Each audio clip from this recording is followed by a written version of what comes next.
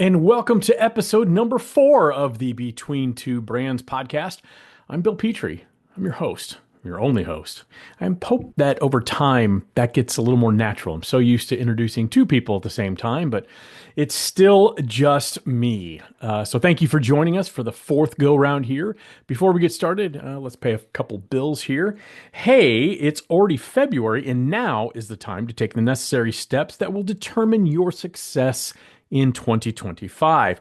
More specifically, now is the time to look at who your partner needs to be to achieve your goals that you've laid out for this year. Enter our good friends over at Artwork Services USA, or AWS. For 25 years, they have been the trusted partner for complete back office and innovative technology solutions in the promotional products industry. Don't take my word for it. They've just received a 2024 Gold Pyramid Award for their amazing website design for our good friends over at Cap America. Now, the solutions don't stop there. They have virtual assistants. They are the originators and best in class with service level guarantees. ERP solutions specifically designed for the promotional products industry, real-time artwork and order processing, giving you your valuable time back. And like I mentioned before, award-winning websites, a gorgeous and frictionless user experience that will work for your business. Now, even better, they work with each client to customize a solution that truly works. That's right, no off the shelf when it comes to AWS. They tailor make every solution to ensure it fits within their clients' needs and expectations and ecosystem. You can email them you can email Scott Nussenow at scott@artworkservicesusa.com, or you can just go to their website, artworkservicesusa.com. You're not going to be sorry you did. So I've struggled with what to talk about today because what's on everybody's mind is tariffs. But I've decided I'm not going to talk about it. We are in an environment now where even if I say my thoughts on tariffs aren't political, I guarantee you that someone is going to politicize them. And I don't want that. We are in such a toxic environment, it seems like, as a society right now. We beg people to be authentic. I've prided myself on being authentic, but then as soon as somebody is authentic, they get vilified. They get told your opinion's wrong, your thoughts on that are wrong. And especially social media has become this weird little battleground of ideologies. What one person believes is wrong because I believe the opposite, and vice versa. So it's really difficult to wade into any sort of waters on that without kind of stepping on a landmine. So I'm going to try to avoid that. But here's what I will say.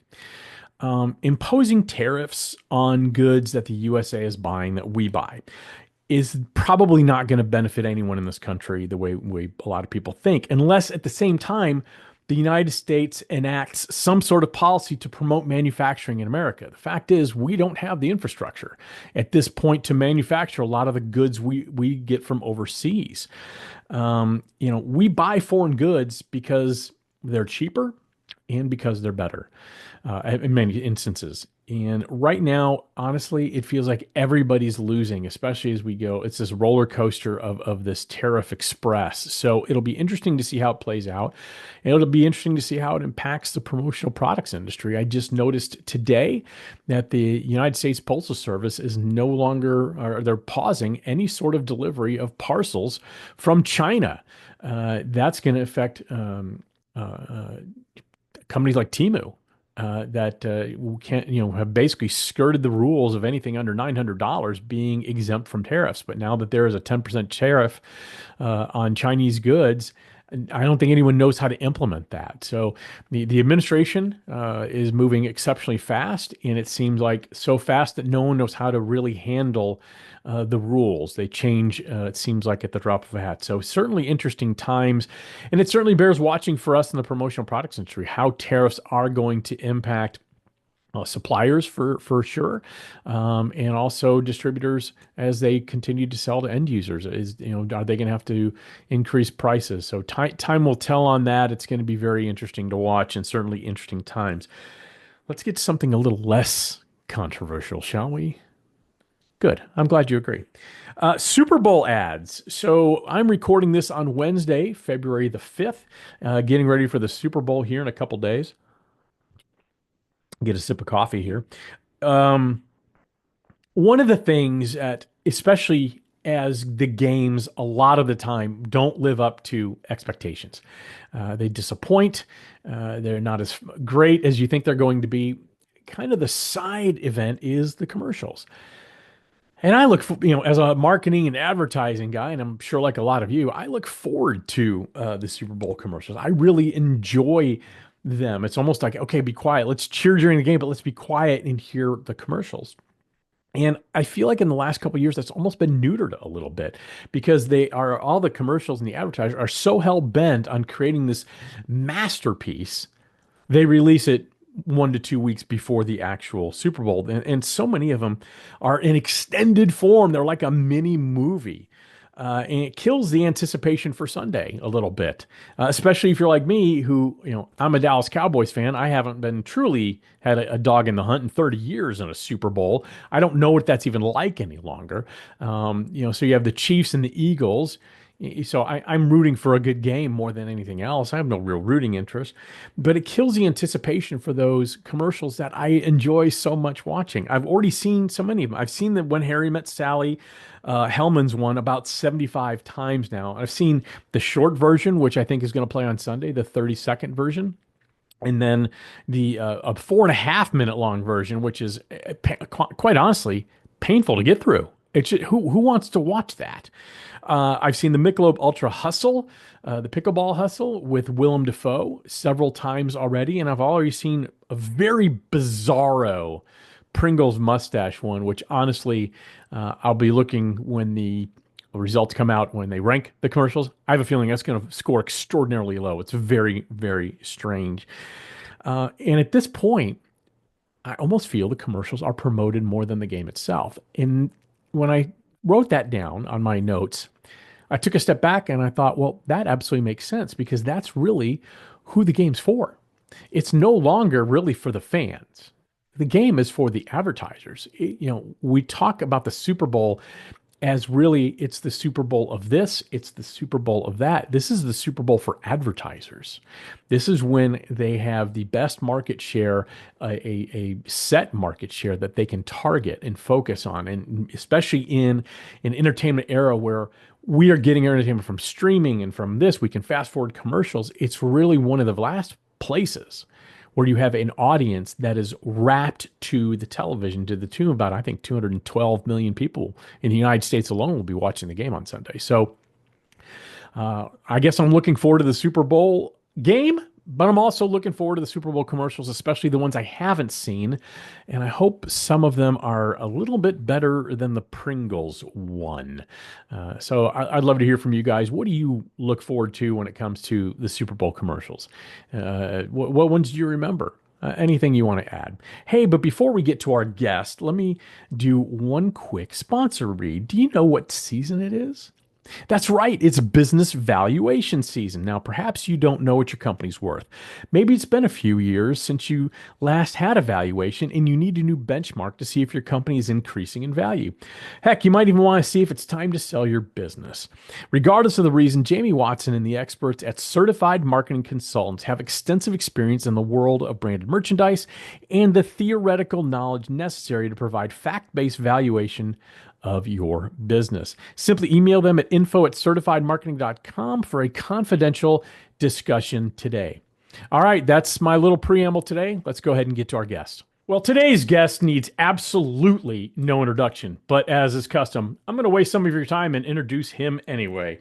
He is a multi-dimensional promotional products professional with intrinsic knowledge of industry sales and operations. His areas of expertise include sales, mentoring, customer engagement, operations, executive leadership, training, and vendor relations. Why is he not running the industry, I'm asking? I think you should ask that too. His experience with suppliers of all sizes gave him the perspective and vision needed decided to co-found Soapbox, a monthly online meeting platform for promotional products, distributors, and suppliers.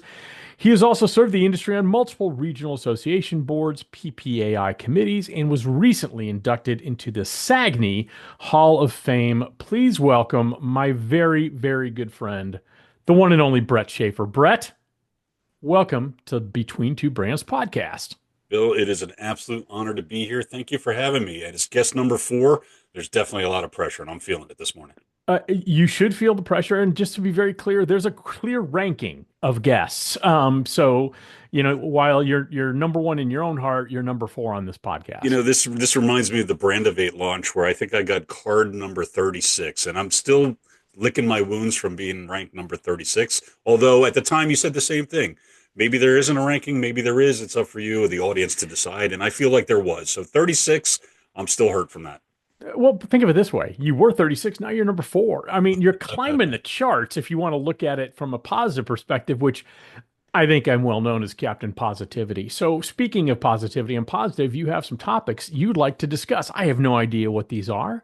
I What do you want to talk about, Brett? I got some topics for you, and they're going to dazzle you, as I'm sure you can expect.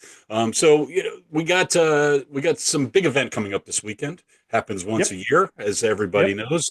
I'm talking about the Super Bowl. I wanted Yep. to interject a funny statement there, but I couldn't come up with something on the fly. So let's talk about the Super Bowl. Um, Okay. and I'm going to keep it to marketing. Let's talk about your favorite Super Bowl ads through the years. And now Okay. these are ads that have stuck with you. Obviously, they've stood the test of time. I want to talk about the good ones, and I want to talk about some of the bad ones as well. So, would you like me to start, or you want to offer your opinion? Uh, I'll offer my first thoughts. So, and this dovetails actually very nicely to what I talked about before you came on, which you have no idea about. I talked about the my frustration that Super Bowl bads come out early now, that I see them all before they happen. So we won't talk about that. But to your point, the ones I remember, the first one that comes to mind are those Budweiser Clydesdale ones. The Budweiser commercials have always traditionally been very on point. I think of Budweiser a lot. Pepsi's had quite a few memorable ones over the years as well. But I think the one the most iconic one is that Apple one for Macintosh in 1984.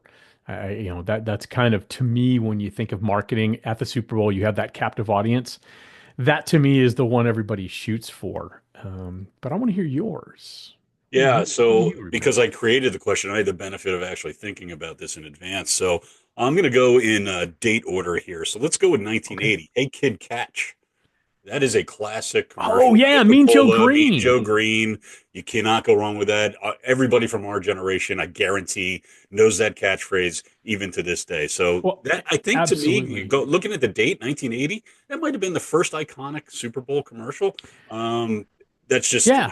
that's just my opinion, of course, and that's what we're talking about here. So, No, Mean you Joe might be Green. right. And you might be right. And what little boy of a certain age, because you and I are about the same age, so we were about 9, 10, 11, right around that era. Which one of us did not want to be that kid catching Mean Joe's jersey after handing him a bottle of Coke? Mean Joe's sweaty jersey, by the way. I'm just going to throw that out there. Well, that just adds authenticity to the moment, doesn't it? Sure, I guess it does. All right, 1984. Where's the beef? Yeah. Where's the I beef? didn't know that was a Super Bowl I didn't commercial. either until I was doing my due diligence, and there it was on multiple lists. Where's the beef? That is a classic commercial. Absolutely. Now, quick trivia. I know. Do you know the name of the actress who said that line? I'm going Martha something. No, Clara Peller. And why I know shit like that is I have no idea. The most useless knowledge rattles around my brain. Yeah, Clara Peller, where's the beef? And that became synonymous with anything that didn't have substance, right? It transcended a hamburger ad into something that became political, became, and, if it was a business plan, well, where's the beef here? Well, I where's love the that. That's a Clara great is one. my question. Where is the Clara? What I happened to think her? Clara is unfortunately no longer part of our world, but she's So part of Budweiser, ours. you brought up Yeah. Budweiser. Budweiser, they have to be the king of commercials. Also the king Yeah. of what? I mean, it's Yeah. just incredible. Their ads have been so consistently good for the Super Bowl year Well, after year. 95, the Budweiser frogs. Come on. yeah, that. Those That were one fantastic. wasn't What's Up? Wasn't that a Super That Bowl was my ad? next one in 2000. What's up? Yeah, What's Up? We I don't mean, you we don't have to couldn't. recreate that, but you know. No, you couldn't escape that. Yeah, yeah. I'm not You still gonna. see parodies of What's Up even at this point. You know, we're Oh 25 yeah, years later and people are still parodying that commercial, so that's pretty that's incredible. amazing. And then my last one, and this is a personal choice. I don't know how it stood the test of time. I love the E Trade Talking Baby. I love the E Trade. That's one of my favorites. I love that stuff. Apparently, I've hit the Eh, wrong chord. So that's a no, perfect it's transition fine. into the worst ads. So, Bill, what's your first choice of the worst Super Bowl I don't ads? remember the bad ones. The worst ads for me are the ones that I don't know what product you're selling. That's the worst for me. So I'll add one that I actually really liked, but I bet a lot of people was the worst. It was maybe 2 years ago. The big QR code just sitting on your screen for 30 seconds. I don't remember who it was for, so I guess it wasn't that effective. But I guarantee you, the amount of data they captured that day was more than paid for the ad itself. You know, I can't I'm think of going. the bad. I would love to add bad ones, but I don't remember the really bad ones. And that's fair. And again, I had the advantage, and I did have one that actually stuck in my head, so I wanted to confirm that it was truly during the Super Bowl, and it was. But I think that barcode must have been a Bitcoin type of ad, if I Yeah, I remember. think it was some sort of crypto. Yeah, crypto. That's probably the better word for it. But my least favorite commercial, 2016, Puppy Monkey Baby, Mountain Dew, Yeah, see, first of all, awful. yeah, first of all, Puppy Puppy Monkey Monkey Baby. Baby, Yes. great band name. If there's not a band that's named Puppy Monkey Baby, that's a problem. I vaguely remember that. Just again, the ones I hate are the ones where I'm just confused, where I'm And just like, I don't how know is what that you're not selling confusing? A here. Puppy Monkey Baby Yeah. is pretty darn confusing, but to their credit, I was thinking about that even 8 years later. So, you Yeah. know, it did its job and it stuck in my head. I didn't remember that it was Mountain Dew, though, so maybe it got halfway there. Oh, it was Um, Mountain Dew? Mountain Dew is exactly what it was. Crazy. Yeah. All Okay. right. All right. So let's move on to my next question here. So Okay. let's talk about AI. It's Okay. obviously a hot topic, and it has been for some time, and it's been something that we've feared growing up, basically, and now hmm we're actually living in the AI age. So, how do you use AI in your daily life to make your life more efficient? yeah, any of us of a certain age who have grown up with the Terminator movies have lived in fear of Judgment Day for Mhm. our entire existence. There's a choice. I'm 55. There's a choice I have, especially with what I do in terms of marketing services. And there's a choice of I can stick my head in the sand and be very scared of AI, which I don't want to say I'm fearful, but I'm certainly cognizant of the power of it. So I can stick my head in the sand, pretend it doesn't exist, and just keep doing what I'm doing, or I can embrace it as much as I can and try to absorb as much as I can. And that's what I've done, the latter. I use AI every single day of my existence. I use Chat GPT daily. I use it though not to produce content, not to really do anything more than be an incredible sounding board that's an expert in any industry I need it to be an expert in. So I've taken the time. I spend the $20 a month for a subscription to Chat GPT, and I've trained it so it understands me and my voice. But I've also built a channel for each client so it understands their offerings, their voice, their brand. So I can bounce ideas off of ChatGPT. And what I've learned is when you treat it like a human, it will act more human. If you treat it cold like a machine, you're going to get those type of results. And so it's constantly learning, and it is scary. But I use ChatGPT constantly. I also use Midjourney for quite a bit of the graphics I create, and I like to combine the two, where I will use ChatGPT to create optimized prompts for Midjourney so I can get the visuals I want to get. And then lately, I've actually been using Zapier agents, which are little micro AIs to do research for me, to crawl the web, to create some plans for brand based marketing and things like that. So I'm trying to learn as much as I possible. But that being said, there's times I find it extraordinarily overwhelming. What about you? How are you using AI? I've been pretty slow to adapt AI, to be honest with you, and I'm not necessarily proud of that. I know it can certainly help me, but recently, so I live in the Google suite. Our entire domains run, or Yeah. our Yeah, we email were and talking whatnot. about that. Yeah, with the Google Workspace, and it's really great for small business. There's a lot of tools, and they just pushed out Gemini to all of us subscribers, and that's their AI tool. Is So that now their it's in AI? my Okay. face all the time, and that's not necessarily a bad thing. It's kind of forcing me to poke around and look for things and look for solutions. Um, right off the bat, running Soapbox and hosting close to 400 plus meetings every month in a virtual environment. Um, they've just rolled out a note taking app into Google Meet, which again, I know is not a new thing. It's been around as a plugin for quite some time. Yeah. Now it's in my face. So we're trying to figure out the best way to use that tool for our audience, and it's pretty powerful stuff. We actually have on Soapbox, many of our suppliers like to bring people in just to take notes. This pretty much eliminates the need to have another Sure. person sitting in there so they can go off somewhere else and be more effective. I'm using it to kind of edit copy. I don't know if you do that Hmm. as well. It's kind of nice when you write something and you say, make this a little more casual. So then it gives you some Yeah. suggestions on how to do that type of stuff as well. I use Um, Grammarly, so that is AI powered, just because I have a couple of punctuation breakers. As much as I like to write, there's certain things I always forget in terms of rules, and it helps me clean that up. So I guess I use AI there as well. Right. So, those types of things. I'm not into simplifying routines quite yet.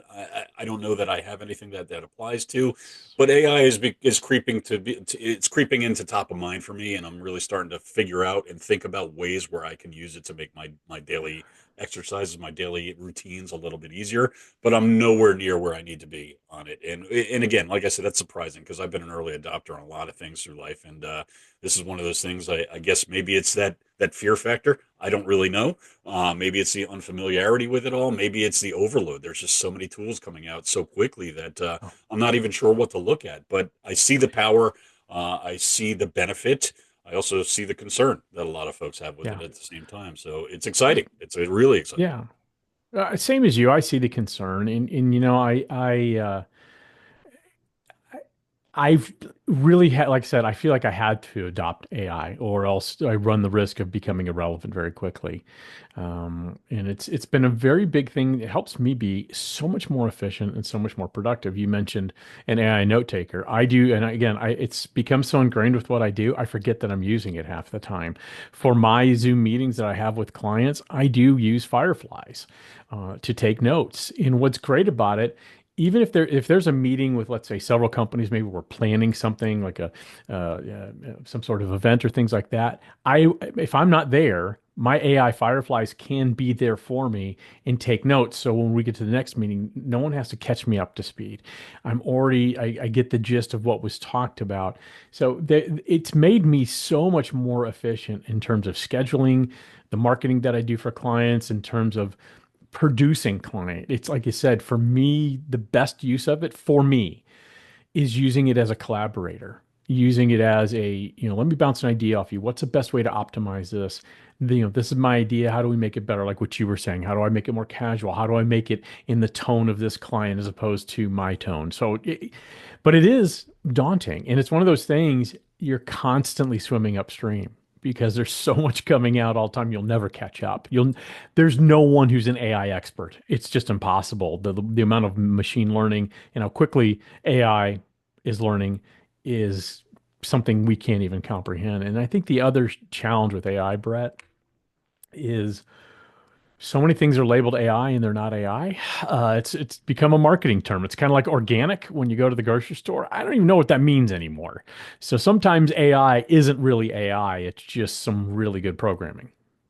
Yep, I would agree with that. And I would also like to say that if AI is artificially learning from my intelligence, then we're all in a lot of trouble. So, I will say um, my one thing every time I get done on ChatGPT, and I say this all the time, every time I'm done, I say I've named my ChatGPT. His name's Ed for Eddie Van Halen. Don't judge. But predictable. I say thank you.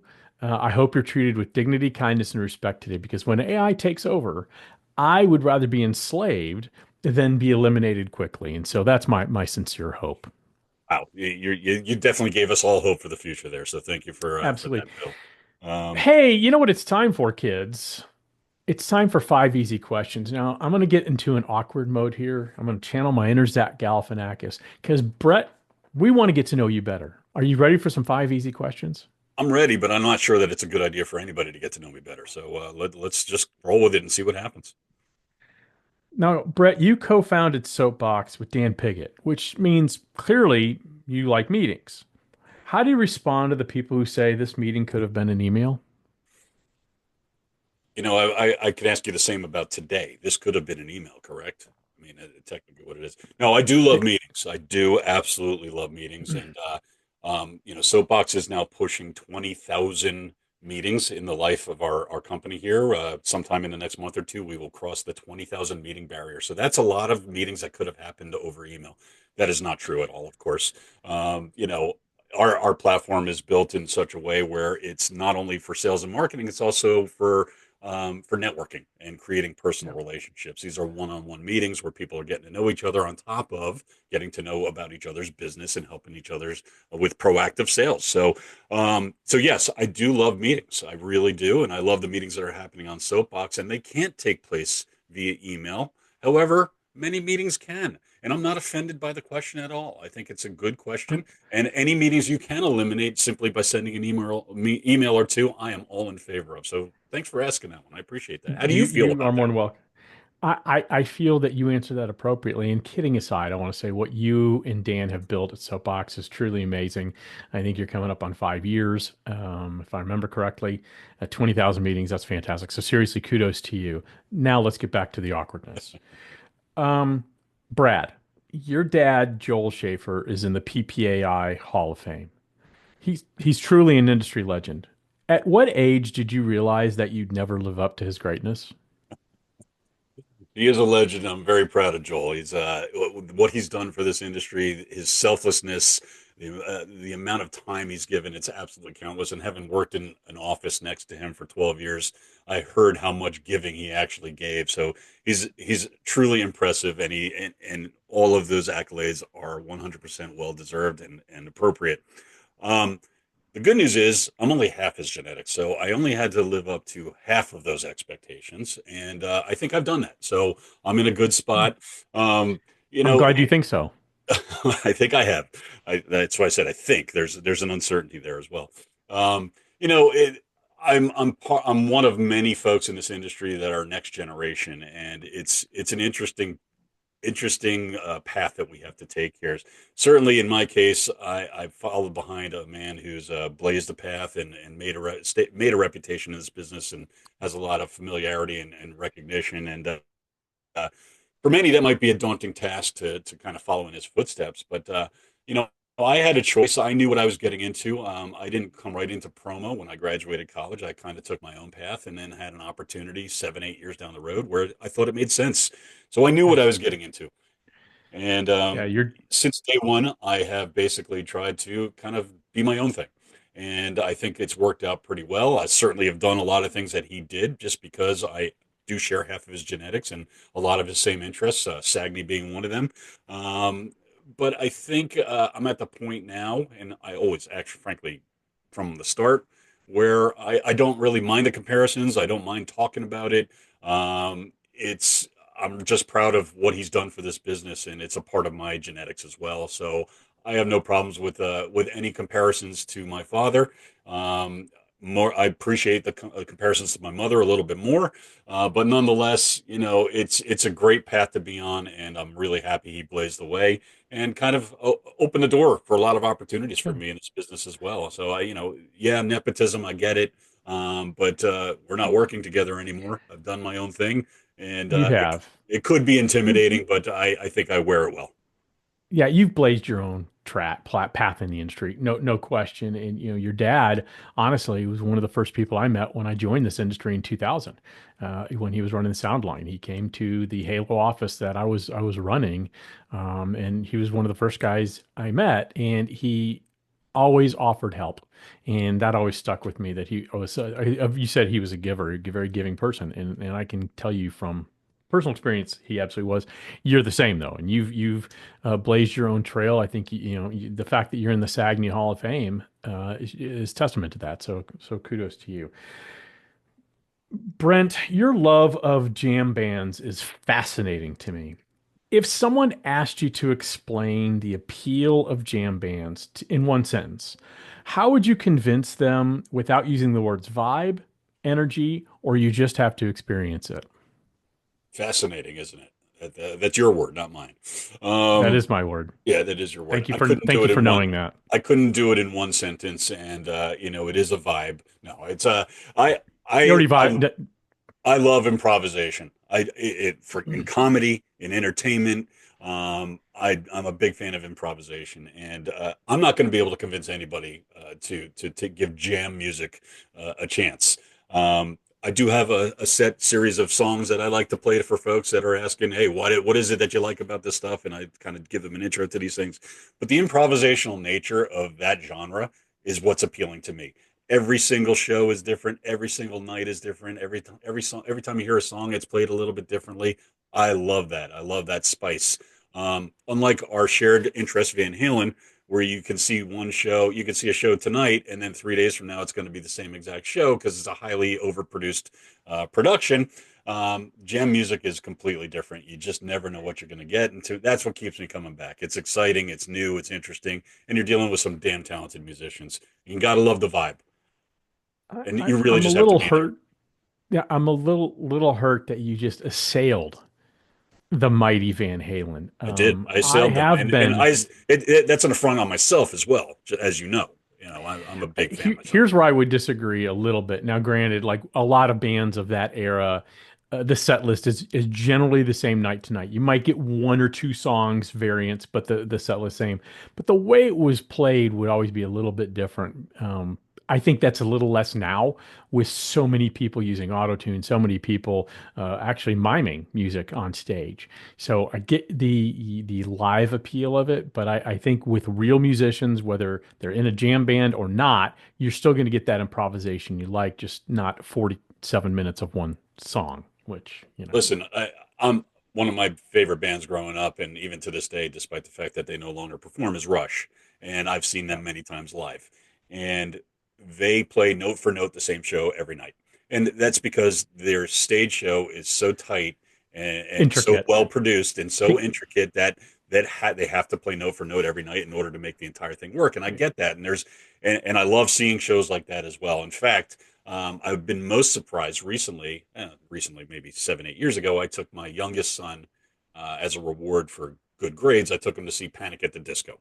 It's a band I would know, Nice. or a guy. It's basically a Yeah. guy with a rotating Yeah. cast of characters behind him.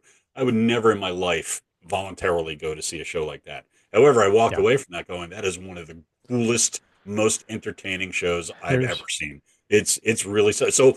I'm open minded. I'll go see stuff like that, and I'll appreciate what I have to appreciate. But at the same time, I keep coming back to the jam because I get it. it's just always Hey, different, always something new to see. and it speaks to you. I love Pink Floyd. I know you do as well. And they have this image of this drug-addled, they're always on acid band. And if you ever listen to David Gilmour, who was a guitar player and sang quite a few of their songs, wrote a lot of their bigger, more notable hits is a loose term. But you'd ask him about The Wall and, the tour, because The Wall is a whole concept album and very intricate. And he'd say, people think we're on drugs. He goes, I was scared to have a glass of white wine before the show because it was so intricate. So very interesting. And I think the message here is live music always wins. All right, Always. Kurt. All right. I almost called you Whatever my name Kirby. is. Yeah. What? Okay. Oh, It's okay, okay, Brent. Phil. Bring it Again. on. Okay. Hey, thank you. You have an affinity for craft beer. What's more pretentious, the way wine snobs wax poetic about tannins, or the way craft beer drinkers like yourself describe an IPA's mouthfeel? Well, definitely wine snobs. That's much more Okay. pretentious than next question. It's kind of pretentious for you to say that personally. Of All course. right. Well, that was the setup. Final question. As a fan of the New York Giants, you're from New York, you live in the Carolinas now. As a fan of the New York Giants, do you ever just wake up in the morning and think, you know what? maybe I do deserve happiness. More often than you want to know, Bill, to tell you the truth. I mean, it's so let's talk about my teams and my sports and my fanaticism. I am a curse. Plain and simple, I'm a curse. If I'm part of your fan base, you will never win. That's really what it comes down to. So, yeah, I've encouraged my children to choose other teams. They decide to follow in my footsteps, which is not a wise decision. They're going to be long suffering fans as well. But I will say, as we're talking about the NFL, at least it's not the Cowboys. At least it's not the Cowboys. I mean, they haven't been Yeah. past the divisional round since what, 1995, the year they last won the Super Bowl. Um, they are the Cowboys could be the worst NFL franchise on the face of this earth at this point, and that makes me very happy. Yeah, it makes me sad as it might, as you can imagine, seeing a once proud franchise in the Cowboys being run to the ground by their owner, who's clearly more convinced or more obsessed with making money and marketing than he is putting a winning football team on the field. I think that's clear to everybody. So I shouldn't have asked that question because it hit a little too close to I, home. But I'll tell you what I else. would like to expand upon this a little bit though. This Please year, do. maybe it's my age, maybe it's the years of just pure and utter crap. Whatever the case may be, I have found myself actually open to supporting, not necessarily going out and buying jerseys or sweaters or Yep. whatever it is, but supporting other teams. For instance, within the past year, I had a new neighbor moved in, and he happens to play for the Buffalo Bills. So he's not here for 7 months of the year, but for 5 months he's here, and nonetheless gotten to know him a little bit. So this year I supported the Buffalo Bills, and that's probably why they didn't get to the Super Bowl. So again, as I said, I am a curse. I should not be supporting your team. Let's go with college football. I went to Virginia Tech, one of the oldest institutions, one of the oldest colleges in this country. And little known fact, unless you're part of the fan base, they're one of two or three schools, and that depends on who's in Division 1A sports these days. But they're one of two or three schools that has yet to win a team national title in any sport. They have no That's team national unfortunate. titles in any sport. So this year, my sister, who went to Ohio State, actually the night before the national championship, I sent her a text. I said, "This may be the first year I'm going to actually root for your team." So I'm open to the concept of exploring other possibilities here. But at least I have the Knicks. They look Yeah. to be poised for a deep run again this year. So I'm very hopeful that New York will see another national championship here in the very near future. I appreciate your perspective. I'm a Dallas sports guy. It's where I grew up.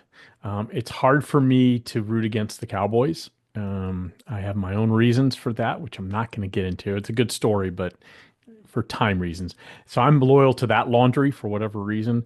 But I have had a little flirting affair recently with the Detroit Lions. I really like Dan Campbell. He went to Texas A&M, and you know I'm a huge Aggie. That's where I graduated from college.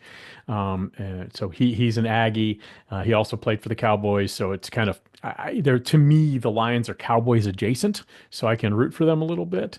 This is one of the first years where I didn't care about the national championship game because I hated both teams. So I wanted both to lose.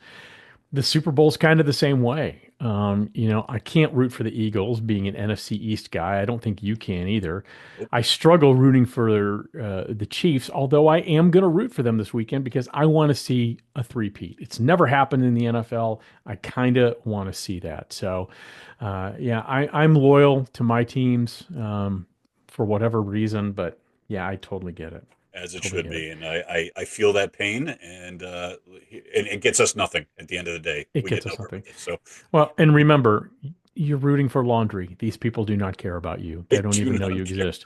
You are rooting for a logo and laundry. But hey, real quick, Brett, before we end, it's February, and now is the time to take those necessary steps that are going to determine your success in 2025. And it's really about finding the right partner. And that's where our friends over at AWS, you might know them as Artwork Services USA, come in. You want virtual assistants? They're the originators with best in class expertise and service level guarantees, ERP solutions specifically designed for promo, real time artwork and order processing, and award winning websites. You want to learn more? That was rhetorical. Of course you do. Head over to artworkservicesusa.com. You're not going to be sorry you did. Brent, thanks again for being on the podcast. It was good getting to know you a little bit, and I hope you enjoyed your time. Thank you, Will. Appreciate it.